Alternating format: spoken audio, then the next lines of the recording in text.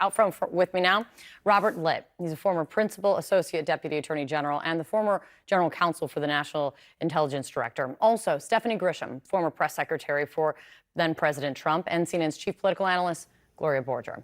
Bob, let me start with you. I want to ask you, of course, about the Trump filing, but first, I want to ask you about Evan's breaking news reporting.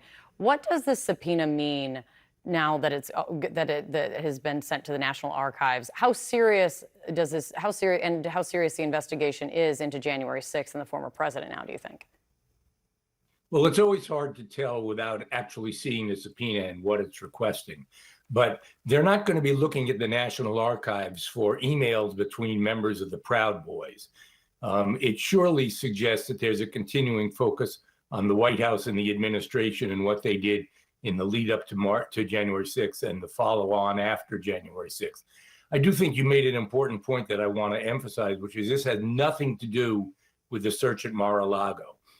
They're entirely separate investigations, but this does suggest that they think there's more matters that need to be pursued in connection with January 6th, that it's not going away. And Stephanie, you resigned on that day from your post. The fact that the Justice Department is going back to the archives now for more documents over January 6th, what do you think it means for Donald Trump and the people around him? I mean, it's hard to say, especially this is breaking news. And so it's hard to say. I don't know a whole lot about it, but it sure does feel like the walls are closing in. And that's something that people have said for years and years and years. But it's astounding that here we are. We find ourselves now watching another investigation. And, I think the DOJ is being very thorough. So I feel confident in that regard. And I guess we just wait and see how this one plays out. It's a great point. Gloria, what do you see? Well, the DOJ is conducting a criminal investigation. Congress is conducting a congressional inquiry. And I think there's a world of difference between the two. And I think if the Justice Department believes, for whatever reason, that there are documents they need to pry out of the archive's hands, that they believe they exist, and perhaps the archives has them, or we don't know where else they might be, then they have to do it. So it's another layer of this for Donald Trump to have to deal with. And in the public's mind, the question is whether they just kind of get congealed into one thing. And that is not going to be a happy place for Donald Trump unless he can convince much of the public that he is being persecuted here and is a complete victim, which is what his base believes. And uncongealing them here for the legal conversation, Bob, on the new filing then from Trump's legal team asking for a special master. Do you think this request is a reasonable one? And also to Evan, the point that Evan was making, coming 2 weeks after the search was done.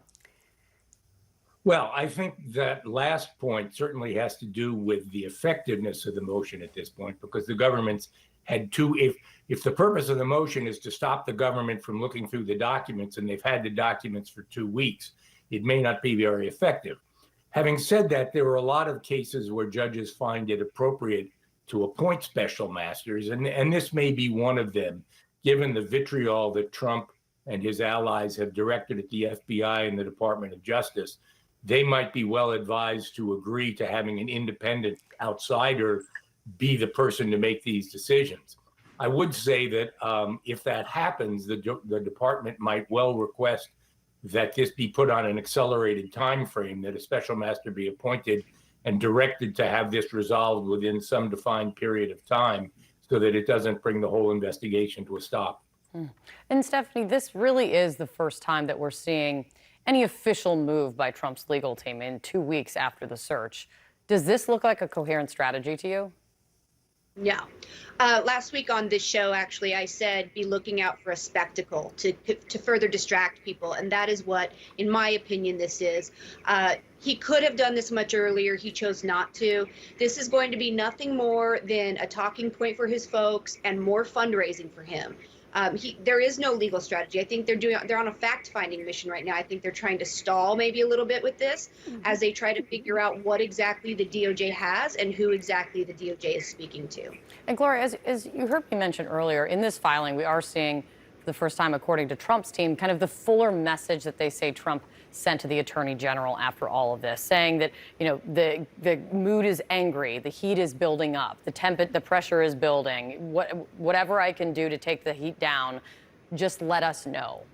Why is this included in the filing, do you think? I mean, why does Trump want this out there? Because the former president is the good guy in this filing. Look, I did everything I could for you. I had somebody talk to the Attorney General. We had a great meeting. They said, thank you very much. This is great. And so what he's doing, again, as he always does, is sort of put himself in the position of being the victim here. That he is not the one who is sending out incendiary things on social media, but he is the one who's going to the Attorney General and saying, you know, help me here. I want to turn down the temperature on this, when in fact, he was doing everything to turn it up. But this is, and Stephanie knows about this better than I do, but this is kind of the MO. This is the comfortable place for Donald Trump. Look at them. They are attacking me. The deep state FBI, the deep, you know, and look, just like they did in the Russia investigation. And I am, as they started out this filing with, you know, Donald Trump is the Republican frontrunner for the presidency. So they are attacking me for that. Well, and to state the obvious here, Donald Trump doesn't need approval from Merrick Garland to go out publicly to try to attempt to bring the temperature down even on his own. Just Right. There it is. Thank you, guys. I really appreciate it.